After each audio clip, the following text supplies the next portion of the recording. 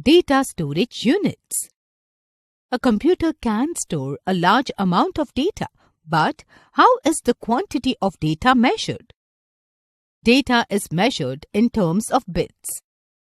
A bit is the smallest unit of measurement. Here is a table that shows the different units of measurements used for data. Inside a computer. A computer is made of many parts. Let us take a look at what is inside a computer. Silicon chips. These are small flat pieces of materials that contain electronic circuits. They are made of silicon which is found in sand. These chips can perform many types of tasks based on how they are created. Some silicon chips are used to control the flow of current and some chips are used to process information. Similarly, there are many types of silicon chips that perform many different type of tasks. Silicon chips are found in many type of electronic devices like toys, smartphones, etc. Printed circuit board, PCB. It is a flat board that holds and connects all the components of a circuit. It is usually green in color. It has pathways that connect all the components to one another. Motherboard. It is the main circuit board of a computer that connects all the parts of a computer. It is usually found inside a computer.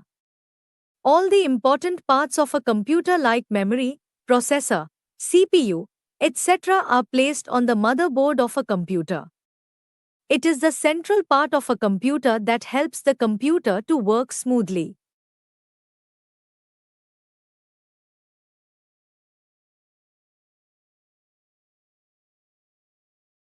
Computer memory.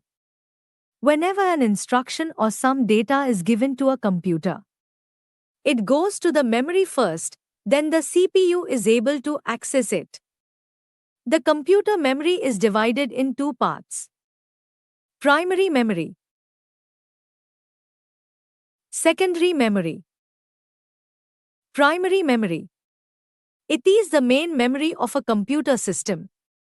It stores the data and instructions which are required to perform the current task. Primary memory is of two types. RAM. RAM stands for Random Access Memory. It is a temporary memory which stores data and instructions required for the task in progress. ROM. ROM stands for Read-Only Memory. It is a permanent memory that stores important instructions that are essential to the computer's functionality. Secondary memory. It is the permanent memory of a computer system. It is used to store data for a long time.